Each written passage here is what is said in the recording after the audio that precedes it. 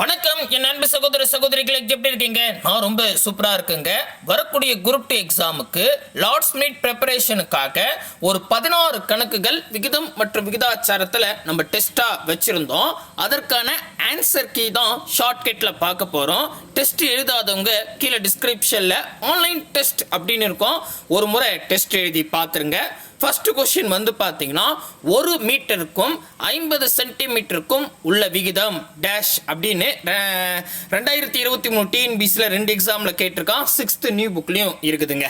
அதாவது 1 மீட்டருக்கும் 50 சென்டிமீட்டருக்கும் இடையே உள்ள ரேஷியோ கேட்குறாங்க. இப்போ நம்ம ஒரு ரேஷியோ எடுக்கணும்னா அது ரேஷியோ மட்டும் இல்லைங்க, எந்த கணக்காக இருந்தாலும் யூனிட் சேமாக இருக்கணும். கரெக்டுங்களா? இங்கே மீட்டரில் இருக்குது, இங்கே சென்டிமீட்டரில் இருக்குது. ஒன்று ரெண்டுமே சென்டிமீட்டராக மாற்றிக்கணும், இல்லை ரெண்டுமே மீட்டராக மாற்றிக்கணும். நான் என்ன சொல்லுவேன்னா பெருசை சிந்தா மாற்றுங்க, ஈஸியாக இருக்கும். அப்போது 1 மீட்டர் அப்படின்றது 100 சென்டிமீட்டர். கரெக்டுங்களா? அப்போ நான் என்ன பண்ணுறேன், 1 மீட்டரை 100 சென்டிமீட்டர் அப்படின்னு மாற்றிக்கிறேன். அதே மாதிரி இவங்க வந்து 50 சென்டிமீட்டர்னே கொடுத்து வச்சுருக்கான். இப்போ யூனிட் சேமாக இருக்கா, இதுவும் சென்டிமீட்டர் இதுவும் சென்டிமீட்டர். கரெக்டாக? ஸோ ரெண்டுமே சென்டிமீட்டரில் இருக்கிறதால இப்போ அடிச்சுக்கலாம். அடித்தா இந்த ஜீரோக்கு இந்த ஜீரோ கேன்சல், 1 5 5 2 10. அப்போது 2:1 ஆப்ஷன் சி தான் சரியான விடை. டக்குன்னு போட்டுடலாம். சரிங்களா? ரொம்ப ஈஸி. பட் இது அடிக்கடி கேட்குறாங்க. இந்த மாடலில் 2022 குரூப் 12 கூட ஒரு கேள்வி கேட்டிருந்தான். கரெக்டா? ரைட் பா. அடுத்தது 2வது கேள்வி. 3 மணி 30 நிமிடத்திற்கும் 6 மணி 30 நிமிடத்திற்கும் உள்ள விகிதம் 2022 டெட் பேப்பர் 1ல கேட்டு வச்சிருக்காங்க.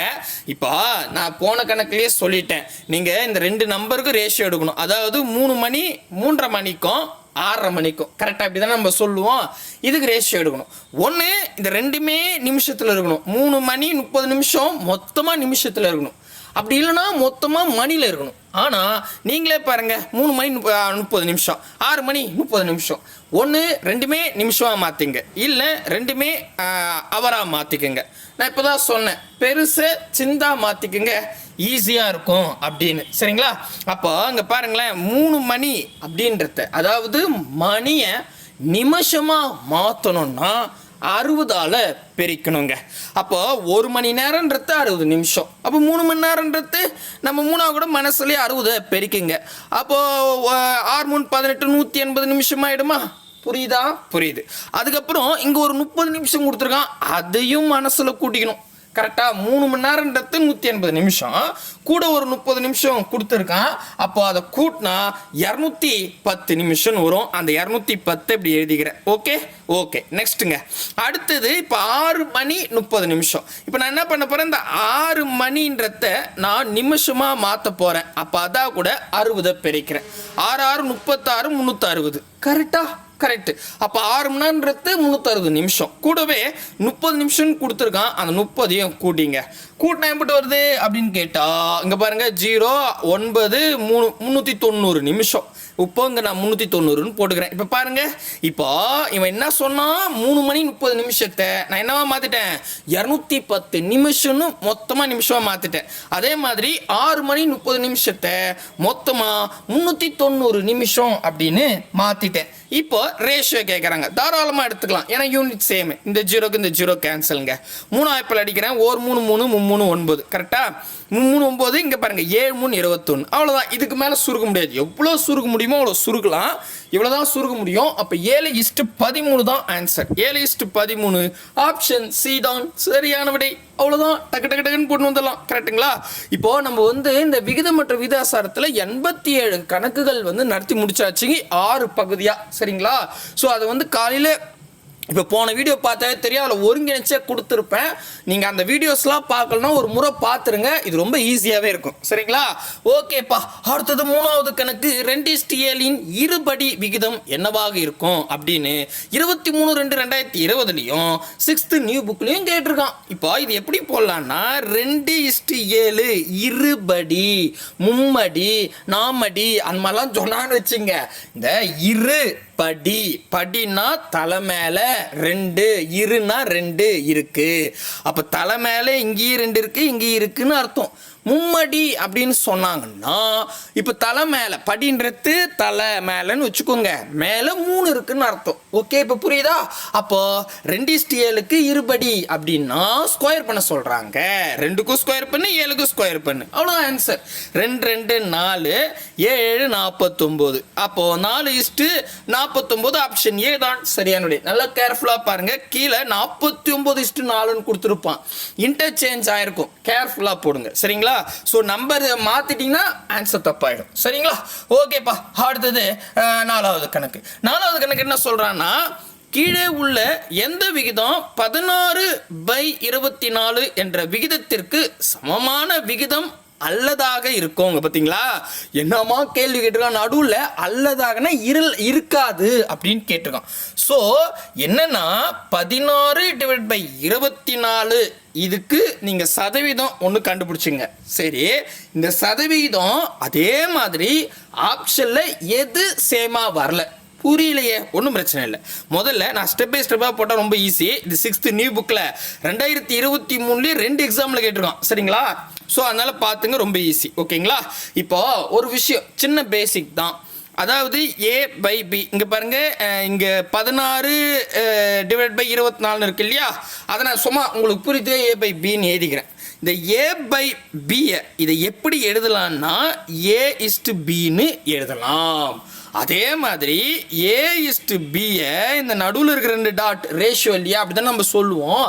அந்த ரேஷியோவை A/Bன்னு எழுதினாலும் அது ரேஷியோ தான் சரிங்களா. இது ஒரு பின்னம் அப்படின்னு சொல்றது கரெக்டு தான்.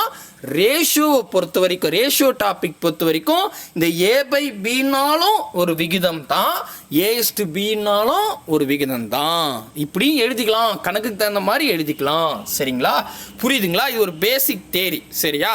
ஓகே, இப்போ என்ன பண்ணுறான், என்ன நம்பர் கொடுத்துருக்கான், அந்த இருங்க, இது ஐச்சிட்டா நமக்கு ஈஸியாக இருக்கும். ஓகே, இது ஐச்சாச்சு. இங்கே என்ன நம்பர் கொடுத்துருக்காங்க, 16:24.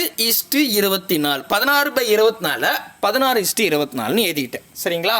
ஸோ இந்த மாதிரி நடுவில் 2 டாட் வச்சுட்டிங்கனாவே எவ்வளோ சுருக்க முடியுமோ சுருக்கலாங்க. சுருக்க முடியலாம் அப்படியே வச்சுங்க, சுருக்க முடிஞ்சா சுருக்கிடுங்க சரிங்களா. அப்போ இதில் பாதி நம்ம 4ஆம் வகுப்பில் முதல் அடிப்போம், அப்புறம் பாதிக்கு வரலாம். ஏன்னா 4ஆம் வகுப்பு ஈஸி. நன்னாங்க 16, 5 20, 6 24 கரெக்டா. இப்போ மறுபடியும் சுருக்க முடியும், எவ்வளோ தூரம் சுருக்க முடியுமோ அவ்வளோ தூரம் சுருக்குங்க. அப்போ இதில் பாதி 2, இதில் பாதி 3, அப்போ 2:3. அப்போது நல்லா கவனிங்க, இந்த 16:24 அப்படி இல்லைன்னா 16/24 2:3ன்னு எழுதலாம்.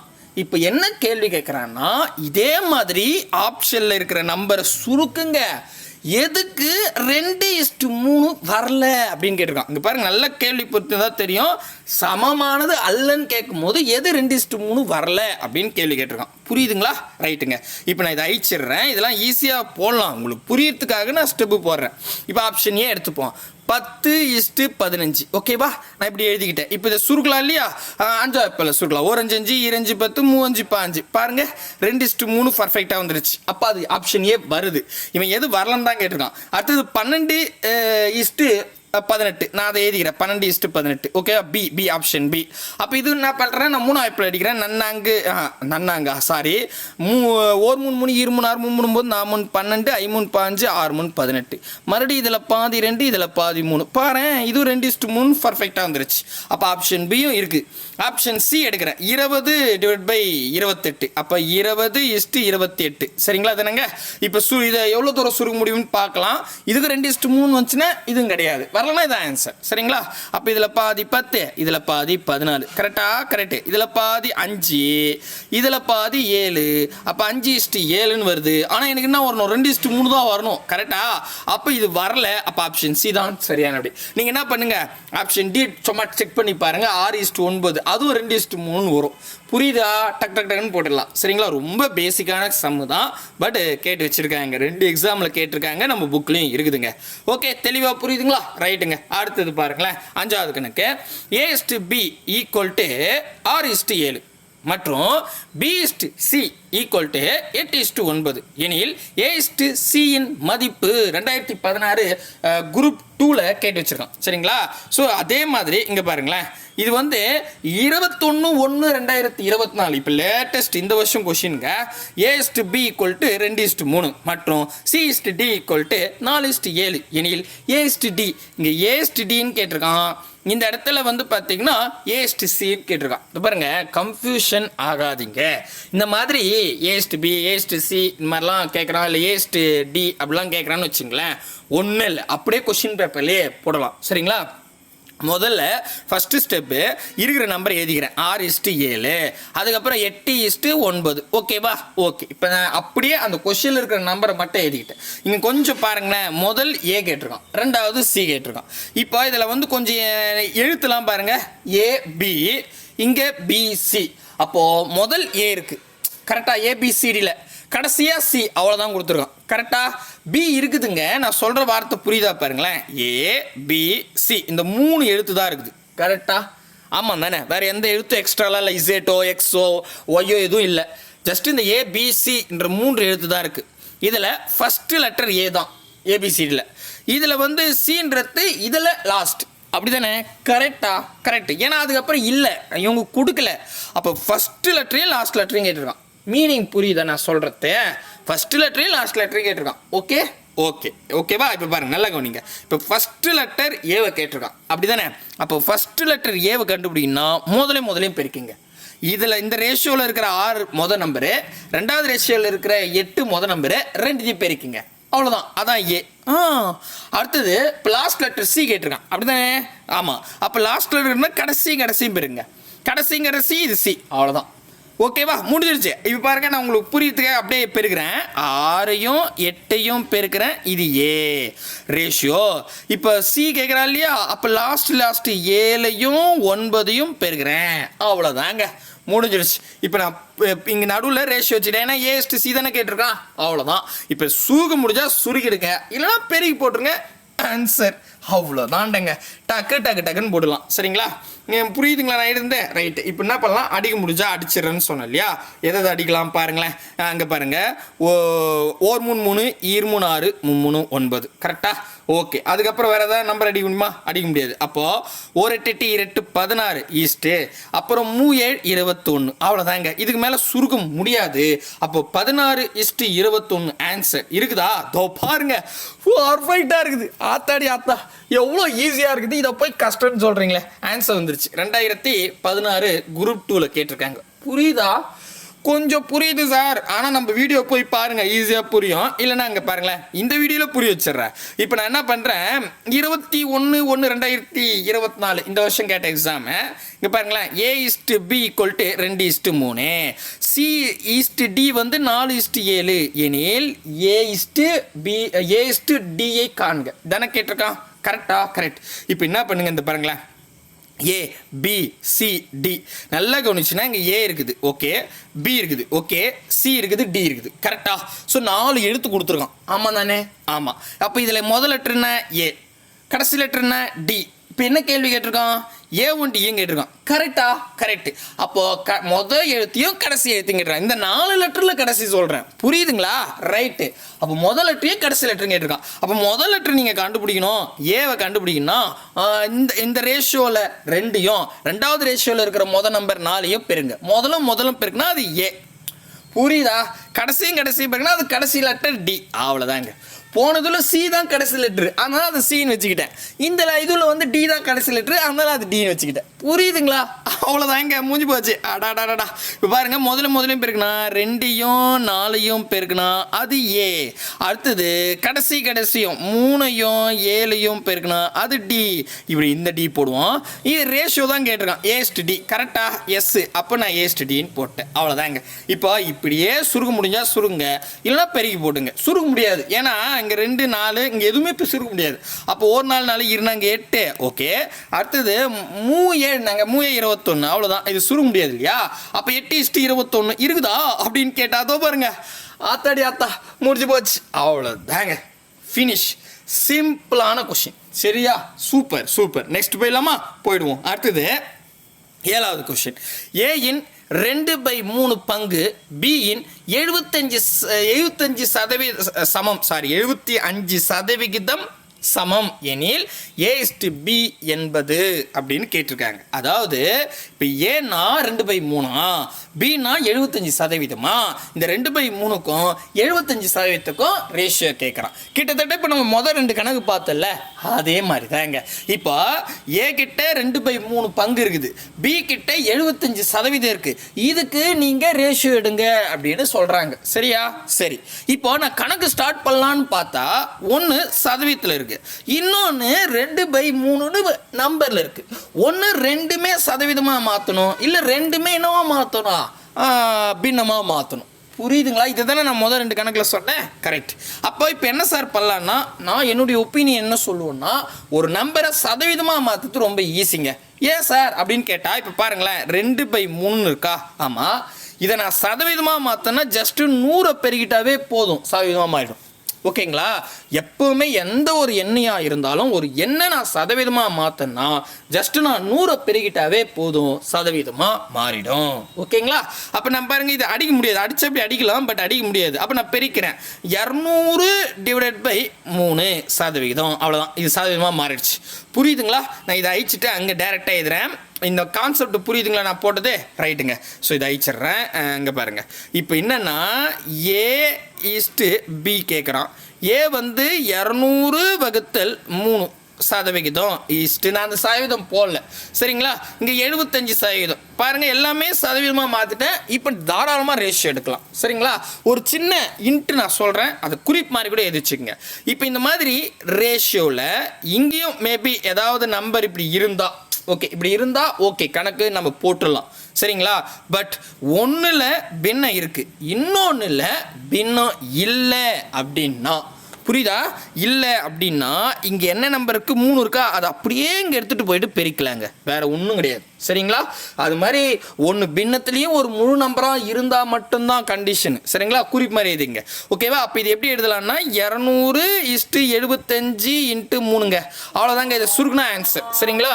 இப்போ பாருங்களேன், அவ்வளோதான், முடிஞ்சிருச்சு. இப்போ இந்த ஏன்னா இந்த பின்னத்தை நான் கலைக்கிறதுக்கு தான் இப்படி பண்ணேன். சரிங்களா? இப்போ அடிச்சு கொடுத்தா ஆன்சருங்க. நான் என்ன பண்ணுறேன், 5ஆவது இப்போ அடிக்கிறேன், அது ஈஸியாக இருக்கும். சரிங்களா? இங்கே பாருங்கள், 4 5 20 40 இருக்குமா? ரைட்டு, நான் கலர் மாற்றிக்கிறேன். இது எத்தனை வாட்டி வரும்? 5 50, 5 25, 15 5 75. கரெக்டாக? இந்த இன்ட்டு 3 அப்படியே இருக்கட்டும். ஏன் பெருக்கிட்டு சுருக்கத்தை விட சுருக்கிட்டு பெருக்கிறேன், வேறு ஒன்றும் இல்லை. சூப்பர். மறுபடியும் இப்போ நான் 5ஆவது பிள்ளை சுருக்கலாம். எப்படி அப்படின்னு பார்த்தா, இங்கே பாருங்களேன், 3 5 5 அந்த 3 அப்படியே இருக்கும். கரெக்டாக? இது வந்து பார்த்தீங்கன்னா 8 5 40 அவ்வளோதாங்க. இதுக்கு மேலே சுருக்க முடியாது. அப்போ இங்கே 8 இருக்குது, இங்க 3 9 இருக்குது. அப்ப 8:9 ஆன்சர். அவ்வளவுதான், முடிஞ்சிருச்சு. 8:9 இருக்குதா அப்படின்னு போய் பார்த்தா ஆப்ஷன் சில பர்ஃபெக்டா இருக்கு. நல்லா கவனிச்சிங்க. ஆப்ஷன் பில 9:8 கொடுத்துருக்கான். இன்டர்சேஞ்ச் பண்ணி கொடுத்துருந்தா கொஞ்சம் கேர்ஃபுல்லா 1க்கு 2 முறை பாருங்க. ஏன்னா எளிமையா போட்டுட்டோம், நீங்க தப்பா போட்டீங்கன்னா மிஸ் ஆயிடும். சரிங்களா? ஸோ புரியுதா தெளிவா? இந்த இடத்துல மட்டும் ஒரு குறிப்பு மாதிரி எழுதி வச்சுங்க. சரிங்களா? ரைட்டுங்க. அடுத்த கணக்கு போயிடலாமா? அடுத்தது 8வது கணக்கு. 8வது கணக்கு என்னன்னா, இதோ பாருங்களேன், ஈஸியா தான் கேட்டிருக்கான். சுண்ணாம்பு கட்டியில் கால்சியம், கார்பன் மற்றும் ஆக்சிஜன் 10:3:12 என்ற விகிதத்தில் உள்ளன எனில் கார்பனின் சதவீதத்தை காண்க. 5/2/2024 இது ஒரு லேட்டஸ்ட் கொஸ்டின். நான் கூடவே 2 கொஸ்டின் ஒப்பிட்டு தான் சொல்ல போறேன். இன்னொரு கொஸ்டின் எங்கப்பா இருக்குது அப்படின்னு பார்த்தா அது 8 இருக்குன்னு நினைக்கிறேன். இங்க இருக்கா? இது இதான். இந்த பாருங்களேன், இந்த 2 கொஸ்டினும் 12வது கொஸ்டினும் சேர்த்தே நான் சொல்றேன். இங்க என்னன்னா 1:2 என்ற விகிதத்தில் 63 சென்டிமீட்டர் நீளமுள்ள ஒரு கோட்டு துண்டை 2ஆக பிரித்தால் கோட்டு துண்டுகளின் நீளத்தை காண்க. 6th நியூ புக்கில் கொடுத்து வச்சிருக்காங்க. இப்போ நான் 12வது கொஸ்டினையும் இந்த கொஸ்டின் 8வது கொஸ்டினையும் ஒரே கான்செப்ட் தான். சரிங்களா? எப்படின்னா, நான் முதல்ல 12 சொல்லிட்டு 8க்கு வர தெளிவாக புரியும். இப்போ என்னன்னா, நான் வந்து இந்த மாதிரி கணக்கு கொடுத்துட்டாங்கன்னா மனசுல கேக் மாதிரி வச்சுக்கோங்க. எப்படி? அதாவது இங்க பாருங்க, இந்த கணக்கு சொல்றேன். முதல்ல என்னன்னா 63 சென்டிமீட்டர்ல ஒரு கோட்டு துண்டு இருக்குதுங்க. சரிங்களா? சரி, அதை நான் 2ஆ கட் பண்ண போறேன் 1:2ன்ற ரேஷியோல. அப்படின்னா ஒன்றுக்கு எவ்வளோ மீட்டர் கிடைக்கும், 2க்கு எவ்வளோ சென்டிமீட்டர் கிடைக்கும். சென்டிமீட்டர் தான் ரெண்டுமே கொடுத்துருக்காங்க சரிங்களா. சென்டிமீட்டர் கிடைக்கும் அப்படின்னு கேட்டிருக்கான். இப்படி சொன்னால் கொஞ்சம் கஷ்டமாக இருக்கும். அதனால் நான் என்ன பண்ணிக்கிறேன் அப்படின்னு கேட்டால், இப்போது நான் ஒரு கேக் வாங்கிட்டு வரேன். சூப்பரே, அது எவ்வளோக்குன்னு பார்த்தா 63 ரூபாய்க்கு. 63 ரூபாய்க்கு நான் ஒரு கேக்கை வாங்கிட்டு வந்து அதை ஏவுக்கு ஒரு பீஸ் வெட்டி தரேன். இங்கே ஏபிலாம் கொடுக்கல, உங்களுக்கு புரியறதுக்காக கொடுக்குறேன் சரிங்களா. ஏவுக்கு ஒரு பீஸ் வெட்டி தரேன், பிக்கு 2 பீஸு வெட்டி தரேன் சரிங்களா. என்ன சொல்கிறேன், 63 ரூபாய்க்கு ஒரு கேக் வாங்கிட்டு வந்து அது ஏவுக்கு ஒரு பீஸையும் பிக்கு 2 பீஸையும் வெட்டி கொடுத்துட்டேன். அப்படின்னா ஏ கிட்ட இருக்கிற ஒரு பீஸ் எவ்வளோ, பி கிட்ட இருக்கிற 2 பீஸ் எவ்வளோ, புரியுதுங்களா. நான் மொத்தமாக 63 ரூபாய்க்கு கேக் வாங்கிட்டு ஏ கிட்ட ஒரு பீஸும் பி கிட்ட 2 பீஸும் வெட்டி கொடுத்தா, அப்போ ஏ கிட்ட ஒரு பீஸ் இருக்குல்ல, அது எவ்வளோ அமௌண்ட்டு, பி கிட்ட இருக்கிற 2 பீஸ் எவ்வளோ அமௌண்ட்டு, இதான் கேள்வி. புரியுதுங்களா. புரியுது. இப்போ நல்லா கவனிங்க, எனக்கு ஒரு பீஸோட அமௌண்ட் தெரிஞ்சா இப்போ ஏ கிட்ட இருக்கிற ஒரு பீஸ் ஈஸியாக போட்டுடலாம், பி கிட்ட இருக்கிற 2 பீஸாக கூட அந்த ஒரு பீஸை பேருக்குன்னா ஆன்சர் கிடச்சிடும். கரெக்டா? கரெக்ட். இப்போ நான் ஒரு பீஸ் எப்படி சார் கண்டுபிடிக்கலாம் அப்படின்னு கேட்டிங்கன்னா ரொம்ப ஈஸி. இப்போ ஏ கிட்ட ஒரு பீஸ் இருக்கா, பி கிட்ட 2 பீஸ் இருக்கா, அப்போ நான் 63 ரூபாய்க்கு கேக் வாங்கி மொத்தம் எத்தனை பீஸ் போட்டிருக்கேன், மொத்த பீஸு ஏ கிட்ட 1 பி கிட்ட 2 3 பீஸு. அப்போ மொத்த ரூபாய் 63ல் மொத்த பீஸ் 3 வகுத்துட்டா ஒரு பீஸோட ரேட் தெரிஞ்சுக்கலாம். இப்போ புரியுதுங்களா. அப்போ நான் என்ன பண்ணுறேன், 3 வகுத்துட்டேன். அப்போ 1 3 3 ஈர் 3 6 1 3 3, அப்போ ஒரு பீஸ் 21 ரூபா. அப்போ ஒரு பீஸ் 21 ரூபான்னா ஏ கிட்ட ஒரு பீஸ் தான் இருக்குது, ஒன்றா கூட 21 பேருக்குன்னா 21 தான் வரும். பி கிட்ட 2 பீஸ் இருக்குது, 21 என் பேருக்குன்னா 21 2 முறை போட்டால் 42 அப்படின்னு வரும். அப்போது 21 meter 42 meter. Answer option B தான் சரியான விடை. அவ்வளோதாங்க, கட்டன்னு போட்டுடலாம் சரிங்களா. இதில் ஒரு 10 கணக்கு நான் நடத்தியே கொடுத்துருப்பேன், பார்க்காதங்க அந்த வீடியோலாம் போய் பார்த்துருங்க. இப்போ பாருங்களேன், நான் இந்த கணக்கு வரேன். இது கொஞ்சம் டிஃப்ரெண்ட்டான கொஷின் தான், புது லேட்டஸ்ட் கொஷின். 8வது கேள்வி என்னென்னா, இப்போ சுண்ணாம்பு கட்டினா அதில் கால்சியம், கார்பனேட்டு, கார்பனு, ஆக்சிஜனு என்னென்னவோ இருக்குங்க சரிங்களா. அதில் இவன் என்ன சொல்கிறான்னா, ஒரு சுண்ணாம்பு கட்டி எடுத்து வந்தீங்கன்னா அதில் கால்சியம் வந்து 10 பங்கு இருக்குது, கார்பன் வந்து 3 பங்கு இருக்குது, ஆக்சிஜன் 12 பங்கு இருக்குது. அப்படின்னா இதில் கார்பன் வந்து எவ்வளோ இருக்குது அப்படின்னு கேட்டிருக்காங்க சரிங்களா. ஸோ இப்படி கேட்டாங்கன்னா ரொம்ப ஈஸிங்க. இருங்க 1 செகண்டு. இந்த கணக்கு இல்லை, இன்னொரு கணக்கு இருக்குது. 1 செகண்டுக்கு நான் அதை சொல்கிறேன், ஏன்னா அதை சொல்கிறதுக்கு முன்னாடி இதை சொன்னால் ஈஸியாக இருக்கும். நான் 13 சொல்லிட்டாங்க வாரேன் சரிங்களா. ஓகேவா, ரைட். அது அப்படியே இருங்க, பாஸ் பண்ணிவிட்டு. இப்போ இது பாருங்கள், ஒரு வினாடி வினா போட்டியில் எக்ஸ் மற்றும் ஒய் வழங்கிய சரியான விடைகளின் எண்ணிக்கையின் சதவிகிதம் 10:11. அப்போட்டியில் அவர்கள் மொத்தமாக 84 புள்ளிகள் பெற்றனர் எனில் ஒய் பெற்ற புள்ளிகள் எத்தனை அப்படின்னு 7/2/2024. இதுவும் லேட்டஸ்ட் கொஸ்டின் தான். நான் இதாக கூட அதை மாற்றிட்டேன் சரிங்களா. ஓகே, ஒன்றும் பிரச்சனை இல்லைங்க. ஒரு கியூஸ் ப்ரோக்ராம் நடக்குதுங்க, அதில் எக்ஸு ஒய்னு 2 பேர் கலந்துக்கிறாங்க.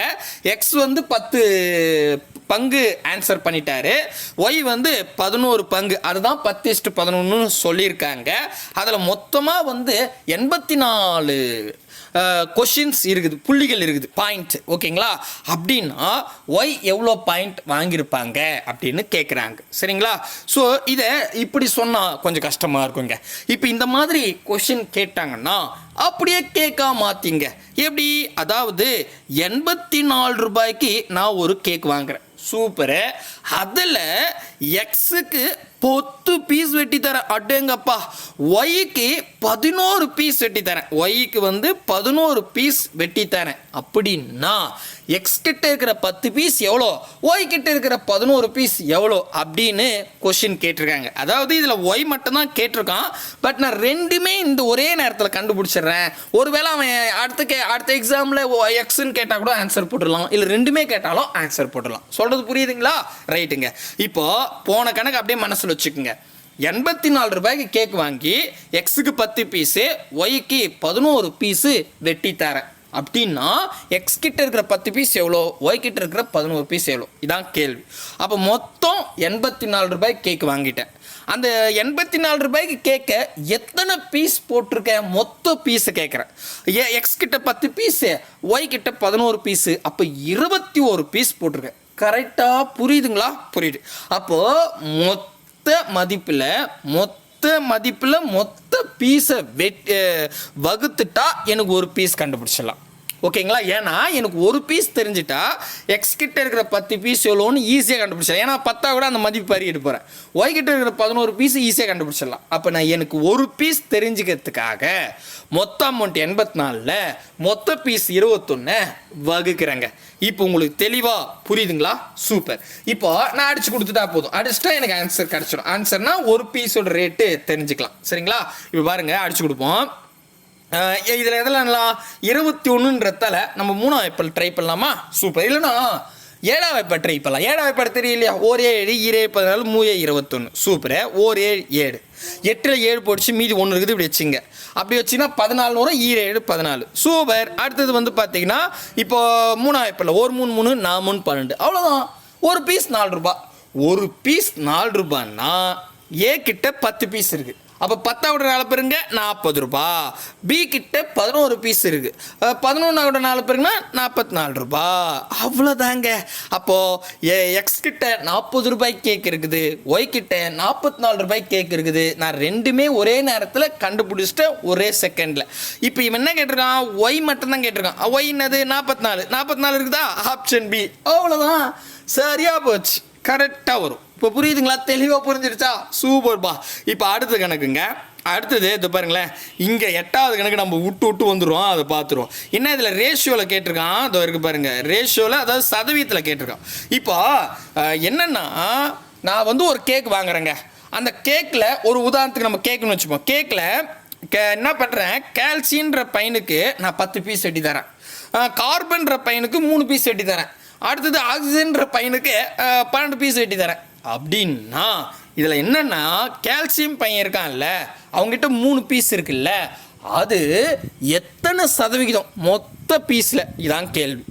எனக்கு மொத்த பீஸோட ரேட்டே தெரியாது. கரெக்டாக? இப்போ போன கணக்கில் ரேட்டு கேட்டான், இந்த கணக்கில் சதவீதம் கேட்டிருக்கான். அப்போ நீங்கள் கன்ஃபியூஷன் ஆக வேணாம். ஏன்னா இவன் என்ன கேட்குறான்? சதவீதத்தில் கேட்குறான். மொத்தமாக 100% ஒரு கேக்குன்னா கரெக்டு தானுங்க? இப்போ நீங்களே யோசிங்களேன். இப்போ 100 ரூபாய்க்கு ஒரு கேக் வாங்குறேன்னா அது 100%. 500 ரூபாய்க்கு ஒரு கேக் வாங்குறேன்னா அது அந்த 100%. அதில் நான் என்ன பண்ணுவேன், ஏவுக்கு வந்து 4 பீஸ் வெட்டி தரேன், அது வந்து ஒரு 4% அப்படின்னு வரும். கரெக்டாக? புரியுதுங்களா? அப்போது இந்த மாதிரி சதவீதத்தில் கேட்டான், ஆனால் மொத்தம் அமௌண்ட் எனக்கு தெரியாதுன்னா ஒன்றும் இல்லை. ஒரு கேக்குன்னா 100% தான். நீங்கள் முழுமையாக தானே வாங்கின்னு வருவீங்க. இப்போ நல்லா யோசிங்களேன், நான் இன்னும் புரியறதுக்காக சொல்கிறேன். நீங்கள் ஒரு 500 ரூபாய் கொடுத்து ஒரு கேக் வாங்குறீங்க, அதில் தமாண்டு வெட்டி கொடுத்தா நீங்கள் வாங்குவீங்களா? 100%. இப்போ 1 கிலோ கேக்குன்னா 1 கிலோவும் முழுசாக வாங்கின்னு வருவீங்க. அப்படி தானே? அதில் வந்து 100 கம்மியாகுதுங்க, 200 கம்மியாகுதுன்னா நீங்கள் வாங்குவீங்களா? வாங்க மாட்டீங்க. கரெக்டாக? கரெக்ட். அப்போ அதுக்கு பேர் தான் 100%. ஓகேவா? புரியுதுங்களா? ரைட். அப்போ இந்த இடத்துல நீங்கள் சதவீதத்தில் கேள்வி கேட்டாவே, அப்போ நான் 100%க்கு ஒரு கேக் வாங்கிட்டு வரேன். அதில் 100% கேக் வாங்கிட்டு வந்தேன்னா அதில் கால்சியத்துக்கு 10 பீஸ் வெட்டி தரேன், அப்புறம் வந்து கார்பனுக்கு வந்து 3 பீஸ் வெட்டி தரேன், அடுத்தது ஆக்சிஜனுக்கு 12 பீஸ் வெட்டி தரேன். எனக்கு ரேட்டுங்க தேவையில்லை, ஏன்னா அவன் பர்சன்டேஜ் கேட்டிருக்கான். சரிங்களா? ரைட்டு. இப்போ என்ன கேள்வினா, கார்பன் தான் கேட்டிருக்கான், இருந்தாலும் நான் மொத்தமாகவே கண்டுபிடிக்கிறேங்க. எல்லாத்துக்கும் பர்சன்டேஜாக மாத்திரம் கவனிங்க. சரிங்களா? இப்போ நான் 100% கேக் வாங்கிட்டு வந்துட்டேன். அந்த கேக்கில் 10 பீஸு, 3 பீஸு, 12 பீஸுன்னு வெட்டி தரேன். அப்போ மொத்தம் எத்தனை பீஸ் வெட்டுறேன்? அவ்வளோதான். கூட்டுங்க. இந்த பாருங்களேன், 10 ஒரு 3 13 கூட 12 கூட 25. அப்போ மொத்தம் 25 பீஸ். மொத்தம் 100%. அதில் 25 பீஸு மொத்தம், அதை வகுத்துருங்க. அப்படி வகுத்தா ஒரு பீஸோட பர்சன்டேஜ் கண்டுபிடிச்சிடலாம். இப்போ புரியுதுங்களா? மொத்தம் 100%. மொத்த பீஸை வகுத்தீங்கன்னா 1% கண்டுபிடிச்சிடலாம். புரியுதா? புரியுது. சூப்பர். கரெக்டாக? அப்போங்க பாருங்க, அதாவது 25 4 25 100 இது எல்லாருக்குமே தெரியும். அதனால 4ஆல் அடிச்சிட்டேன். கரெக்டாக? 25 50 50 100. சூப்பர். அப்போது ஒரு பீஸுன்றது 4%. அவ்வளோதாங்க. ஒரு பீஸ் 4%ன்னா ஏ கிட்ட 10 பீஸ் இருக்குது. அப்போது 40% ஏ வச்சுருக்காரு. அதாவது ஏன்றது கால்சியம் 40% இருக்குது. ரைட்டு. அடுத்தது கார்பன் 3 பீஸ் வச்சுருக்கான். ஒரு பீஸ் 4%. நான் 12. அப்போது கார்பன் 12% இருக்குது. அடுத்தது ஆக்சிஜன் வந்து 12 வச்சுருக்கான். ஒரு பீஸ் 4. அப்போ 4 கூட 12 பேருனா 12 24 48%. அவ்வளோதான், முடிஞ்சிடுச்சு. அப்போ என்ன ஆகுது இப்போ பாருங்க, எல்லாமே கண்டுபிடிச்சிட்டேன். கேள்வி என்ன கேட்டிருக்கான்னா கார்பன் மட்டும் தான் கேட்டிருக்கான். கார்பன் 12% கண்டுபிடிச்சாச்சு. சரிங்களா? பட் இதை மட்டும் தான் கேட்பான்னு சொல்ல முடியாது. அவன் வந்து 3மே கூட கேட்பான். நான் 3மே ஒரே நேரத்தில் கண்டுபிடிச்சிட்டேன். இப்போ புரியுதுங்களா? 3 கணக்கும் ஒரே ரிலேட்டட் தான். பட் கேட்கக்கூடிய விதம் மட்டும்தான் மாறுபடுது. கண்டிப்பாக புரியும் அப்படின்னு நம்புகிறேன். சரிங்களா? அடுத்த கேள்விங்க. அடுத்தது 9வது கேள்வி. என்ன கேள்வினா x/y = 2:1 எனில் x² - y² x² + y² மதிப்பு. இது 2 முறை கேட்டிருக்கான். 2024 TNPSC குரூப் 4 எக்ஸாம்லையும் கேட்டிருக்காங்க. சரிங்களா? இப்போ இந்த மாதிரி x/y = 2:1 இப்படி கொடுத்துட்டான்னு வச்சுங்களேன். இந்த எக்ஸோட வேல்யூ 2, ஒய்யோட வேல்யூ 1ன்னு அர்த்தங்க. அப்போ எங்கெல்லாம் எக்ஸ் இருக்கோ அங்கே 2 போடுங்க, எங்கெல்லாம் ஒய் இருக்கோ அங்கே 1 போடுங்க. அவ்வளோதான், சுருக்குன ஆன்சர் முடிஞ்சிடுச்சு. இதான் இதுக்கான கான்செப்ட். அப்போ என்ன கேட்டிருக்கான்? x² - y². அதுக்கப்புறம் x² + y². ஓகேங்களா? ஓகே. இப்போ பாருங்க, எங்கே எக்ஸ் இருக்கு, எங்கெல்லாம் எக்ஸ் இருக்கோ அங்கே 2 போனோம் இல்லையா? அப்போ 2 2 4 -y². ஒய்யோட வேல்யூ 1, அப்போ 1 அப்படியே வச்சுக்கிறேன் ரேஷியோ. Next x². எக்ஸோட வேல்யூ 2 2 2 4 ப்ளஸ் ஒய்யோட வேல்யூ 1 1 ஸ்கொயர் பண்ண 1 தான் வரும். அவ்வளோதாங்க. இப்போ இன்னும் சுருக்கலாமா? 4ல் 1 போனால் 3 வரும். அதே மாதிரி 4ல் 1 கூட்டினா 5ன்னு வரும். சுருக்க முடியுமா? முடியாது. அப்போ 3:5 ஆப்ஷன் டி தான் சரியான விடை. முடிஞ்சிடுச்சு. அவ்வளோதான். அடுத்த கேள்விங்க. அடுத்தது வந்து பார்த்தீங்கன்னா 13/2/2023 TNPSCயில் கேட்டிருக்கான். இதை நான் உங்களுக்கு ஹோம்ஒர்க்கே கொடுக்குறேன். ஆக்சுவலி ஆன்சர் கே டிஸ்கஷன் தான், பட் இதே கான்செப்ட் தான். என்னன்னா A/B = 2:5 எனில் 5A - B A + B. அதாவது இப்படி கொடுத்துட்டு நான் என்ன சொன்னேன்? A/B = 2:5ன்னா ஏ எங்கே இருக்கோ அங்கே 2 போடணும்னு அர்த்தம், பி எங்கே இருக்கோ அங்கே 5 போடணும்னு அர்த்தம். அப்போது இதில் நீங்கள் என்ன பண்ணுங்க, 5A - B A + B. அப்போ ஏ இருக்கிற இடத்துல 2 போடுங்க, பி இருக்கிற இடத்துல 5 போடுங்க, சுருங்க, ஆன்சர் வரும். ஆப்ஷன் ஏ வந்து பார்த்தீங்கன்னா, நான் இருங்க ஆப்ஷன் ஏ மறைச்சிட்டு இருக்கேன். பி வந்து 5:7, சி வந்து 5:2, டி வந்து 7:5, ஏ வந்து 1:1. சரிங்களா? நீங்கள் ஒர்க் அவுட் பண்ணி பாருங்கள், கரெக்டாக ஆன்சர் வருதோ அப்படின்னு கமெண்ட் பண்ணுங்கள். சரிங்களா? இதே கேள்வியாக இருக்கவே நான் உங்களுக்கு ஹோம்ஒர்க்கவே கொடுத்துட்டேன். சரிங்களா? அடுத்தது 11வது கொஷின். 11வது கொஷின் பொறுத்த வரைக்கும் 2024 குரூப் 1 எக்ஸாமில் கேட்டிருக்காங்க. என்னன்னா RX + 2y / 3x + 4y = 3:4 மற்றும் x + z / 2x + 3z = 3/7 எனில் x/y/z ஐ காண்க அப்படின்னு கேட்டாங்க.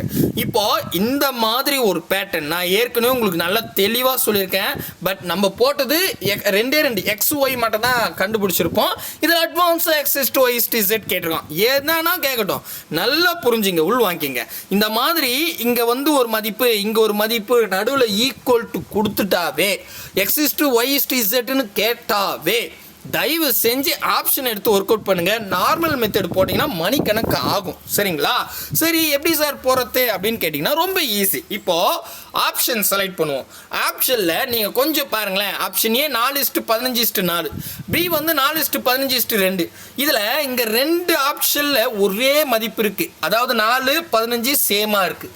மேபி இது இருக்க வாய்ப்பு இருக்குது. எப்போவுமே இந்த மாதிரி கொடுத்துட்டான்னா கண்டிப்பாக அதில் ஏதாவது ஒன்று ஆன்சராக இருக்க நிறையவே வாய்ப்பு இருக்குங்க. சரிங்களா? அதுக்கு என்ன பண்ணலாம், இப்போ ஏவோ பியோ ஏதாவது ஒன்று ஆன்சராக இருக்க நிறையவே வாய்ப்பு இருக்கு. அதில் நீங்கள் நல்லா பாருங்கள், லாஸ்ட்டில் இது இங்கே 4ன்னு இருக்குது, இங்கே 2ன்னு இருக்குது. சரிங்களா? இதில் நான் பாருங்கள் ஆப்ஷன் செலக்ட் பண்ணும் போது இந்த 4 இருக்கிறதால இதை விட்டுட்டு இப்போ நான் பி எடுத்து ஒர்க் அவுட் பண்ணுறேன். பிக்கு எனக்கு சரியாக வந்தால் ஆன்சர், இல்லைனா ஏ எடுத்து ஒர்க் அவுட் பண்ணலாம். நீங்கள் பார்த்துட்டு நானும் கூட ஒர்க் அவுட் பண்ணலாங்க.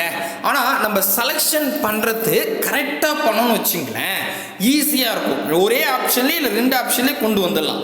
இப்போ நான் என்ன பண்ணுறேன், ஆப்ஷன் பி எடுத்துக்கிறேன். சரிங்களா? ஆப்ஷன் பியில் 4:15:2. அதாவது இது ஏ இல்லை எக்ஸ் சாரி, இது எக்ஸு ஒய் இசட். எங்கெல்லாம் எக்ஸ் இருக்கோ அங்கே 4 போடுங்க, எங்கெல்லாம் ஒய் இருக்கோ அங்கே 15 போடுங்க, எங்கெல்லாம் இசட் இருக்கோ அங்கே 2 போடுங்க. சரிங்களா? இப்போ நம்ம பாருங்களேன், இதை முதல்ல ஒர்க் அவுட் பண்ணுவோம். எங்கே வேணாலும் ஒர்க் அவுட் பண்ணலாம், 2 பக்கமும் சமமாக தான் ஆன்சர். இப்போ பாருங்களேன், x plus z divided by 2x, அதுக்கப்புறம் என்ன கொடுத்துருக்கான் பாருங்க, ப்ளஸ் 3z. 3z கரெக்டா? கரெக்ட்.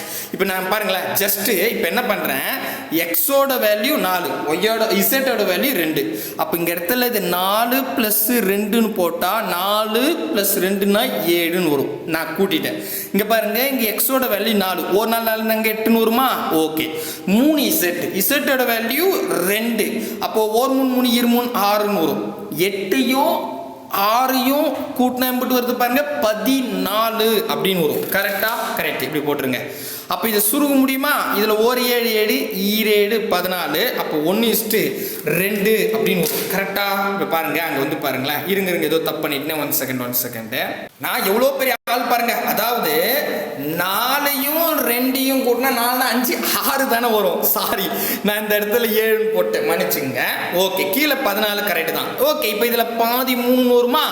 இதில் பாதி என்ன வரும்? 7 வரும். அப்போ 3/7. இங்கே பாருங்க, 3/7 பர்ஃபெக்டாக வந்துருச்சு. ஓகேங்களா? ஜஸ்ட் நான் சின்ன நம்பர் மாற்றிட்டேன். சரிங்களா? புரியுதுங்களா? ஓகே. இப்போ நான் என்ன பண்ணுறேன், அடுத்தது இந்த இடத்துல ஒர்க் அவுட் பண்ணுறேன். அதுவும் கரெக்டாக வந்துருச்சுன்னா முடிஞ்சு போச்சு, அதான் ஆன்சர். புரியுதுங்களா? ஜஸ்ட்டு ஒர்க் அவுட் தான். பாருங்களேன், இங்கே பாருங்கள், 6x + 2y divided by 3x + 4y. இப்போ வந்து ஈக்குவல் டு 3/4 வரணும். வருதான்னு டெஸ்ட் பண்ணுவோம். இப்போ எக்ஸோட வேல்யூ என்னது? நான் ஆப்ஷன் ஏ தானே வச்சு ஆப்ஷன் பி தானே வச்சிருக்கேன் 4ன்னு. அப்போ எக்ஸோட வேல்யூ 4, ஒய்யோட வேல்யூ 15. போடலாமா? போடுங்க. 1 6 6 2 12 4 6 என்ன வரப்போகுது?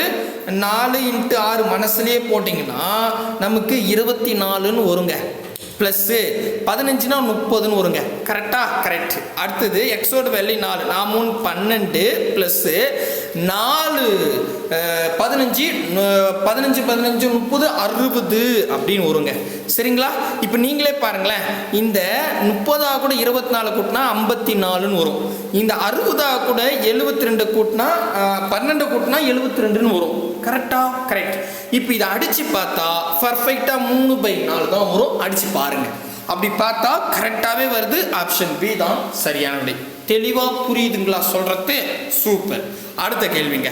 அடுத்த கேள்வி, இது 12 பார்த்தாச்சு, 13 பார்த்தாச்சு.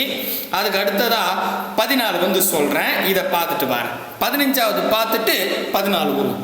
2, 5, x, 20 ஆகிய எண்களை அதே வரிசையில் பயன்படுத்தி அமையும் விகிதங்கள் விகித சமமாக இருப்பின் எக்ஸின் மதிப்பு. இது 6th நியூ புக்ல இருக்குதுங்க. அதாவது இது விகித சமம் அப்படின்னு சொல்லிட்டாவே, நான் விகித சமத்துக்கு 14 கணக்கு நடத்திருக்கேன். அந்த கான்செப்ட் தான். விகித சமம்னா மொதல் 2 நம்பர் 2ம் 5ம் ஒரு ரேஷியோ, நடுவில் 4 டாட் வச்சுக்கணும். அடுத்தது எக்ஸ் 20யும் ரேஷியோ வச்சுக்கணும். இதாங்க பேட்டர்ன். விகித சமன்னு சொல்லிட்டா இப்படி தான் எழுதணும். அவன் பாருங்க 2 5 எக்ஸ் 20 ஆகிய எண்களை அதே வரிசை பயன்படுத்த சொல்றான். அப்படி அதே வரிசை பயன்படுத்தினா எதுவும் மாத்தாதீங்கன்னு சொல்றான். அப்போ முதல் 2 நம்பர் 2ம் 5ம் ஒரு ரேஷியோ, எக்ஸும் 20ம் ஒரு ரேஷியோ. இதுக்கு நான் நடுவில் 4 டாட் வச்சுட்டா இதுதான் விகித சமம். ஓகேங்களா? புரியுதுங்களா? புரியுது. இப்போ என்னன்னா இதுல எக்ஸோட வேல்யூ கேட்குறான். இது எப்படி சுருக்கலாம்னா கடையும் பெருகணும். கடையும்னா 2யும் 20யும் பெருகணும். அடுத்தது இடையும் பெருகணும். 5யும் எக்ஸையும் இப்படி பெருகணும். இடையில ஈக்குவல் டு வச்சுக்கணும். இதுதாங்க இதோட டெஃபினிஷன். புரியுதுங்களா? விகித சமன்ல இருந்தா கடையும் கடையும் பெருக்கணும், இடையும் இடையும் பெருக்கணும், பிட்வீன்ல ஈக்குவல் டு வச்சுக்கணும். அப்போ கடையும் கடையும் பெருக்கினா 2 20 பெருக்கணும். இந்த பக்கம் 2 20 பெருக்கிட்டேன், இந்த பக்கம் இடையிடைனா 5x பெருக்கிட்டேன், நடுவில் ஈக்குவல் டு வச்சுக்கிட்டேன். இப்போ என்ன கேள்வி கேட்குறான்? எக்ஸோட வேல்யூ கேட்குறான். எக்ஸோட வேல்யூ கேட்டால் இந்த 5 இங்கே வந்துருங்க. ஓகேங்களா? அப்படி வந்துட்டா 1 5 5 4 5 20 கரெக்டா? 1 4 4 நாங்கள் 8. அப்போ எக்ஸோட வேல்யூ 8 இருக்குதா அப்படின்னு கேட்டா ஆப்ஷன் டில பர்ஃபெக்டா இருக்கு. அவ்வளோதான் ஆன்சர், முடிஞ்சு போச்சு. புரியுதா? புரியுது. இப்போ இதே மெத்தட் தான் இந்த கேள்வி கேட்டிருக்கான். இது 6th நியூ புக்கில் இருக்குது, லேட்டஸ்ட் கொஸ்டினாகவும் கேட்டிருக்காங்க. இதை நான் மெத்தேடு மட்டும்தான் உங்களுக்கு காமிடுறேன், நீங்கள் சுருக்குங்க சரிங்களா? அமெரிக்காவில் பிரபலமான தங்க நுழைவாயில் பாலம், ஒரு பாலம் வந்து பார்த்தீங்கன்னா 6480 அடி நீளமும் 756 அடி உயரமும் கொண்ட ஒரு கோபுரத்தில் கொண்டது. இது வந்து ஒரு அருங்காட்சியகத்தில் இதே மாதிரி ஒரு பாலத்தை டிசைன் பண்ணி வைக்க போறாங்க மாடலுக்கு. அதில் அந்த பாலத்தோட நீளம் 60 அடின்னு சொல்லிட்டான். அப்படின்னா அது உயரம் எவ்வளோ அப்படின்னு கேட்டிருக்காங்க. இதில் வந்து என்னன்னா சொல்றாங்கன்னா, அமெரிக்காவில் ஒரு பாலம் கட்டுறாங்க. அந்த பாலத்தில் வந்து பார்த்தீங்கன்னா அந்த பாலத்தோட நீளம் வந்து 6480ன்னு சொல்லிட்டான். அகலம் வந்து உயரம் அகலம் என்ன வச்சுங்க 756 அடின்னு சொல்லிட்டான். இப்போ இதே மாடல்ல ஒரு அருங்காட்சியகத்தில் செய்யணும். அப்போ அவ்வளோ பெரிய பாலமாக செய்வாங்க. அப்போ அதுக்கு என்ன பண்ணுறாங்க, சிம்பிளாக ஒரு கான்செப்டில் 60 அடி நீளத்தில் செஞ்சுட்டான்.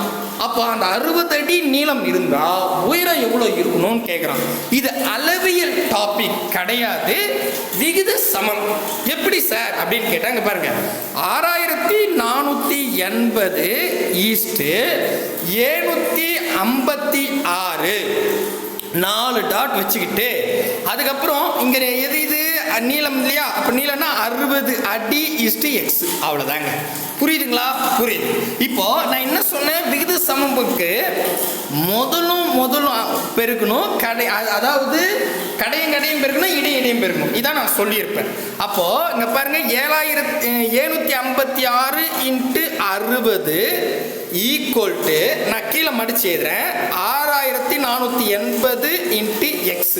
இவன் என்ன கேட்டிருக்கான்னு கேட்டால் உயரம் கேட்டிருக்கான். உயரத்தை தான் நான் எக்ஸ்ன்னு வச்சிருக்கேன் சரிங்களா? அப்போ இது எப்படி எழுதலாம்னா 756 இன்ட்டு 60 டிவைடட் பை 6480 போட்டுக்கிட்டேன். இப்போ இதை சுருகுனா இதாங்க ஆன்சர். இப்போ நீங்கள் சுருகி பாருங்க, ஆன்சர் வரும். உங்களுக்கு சப்போஸ் புரியல, எனக்கு சுத்தமாக இந்த கணக்கு புரியல அப்படின்னா கமெண்ட் பண்ணுங்க. நான் அடுத்த ஒரு வீடியோவில் தனியாகவே உங்களுக்கு ஒரு சின்னதாக ஒரு வீடியோ போட்டு கொடுக்குறேன் சரிங்களா? கண்டிப்பாக உங்களுக்கு யூஸ்ஃபுல்லாக இருக்கும் அப்படின்னு நம்புகிறேன். நாளைக்கு அடுத்த டெஸ்டோடுக்கான ஆன்சர் கீழே சந்திக்கலாம். பாய் பிரதர் அண்ட் சிஸ்டர்.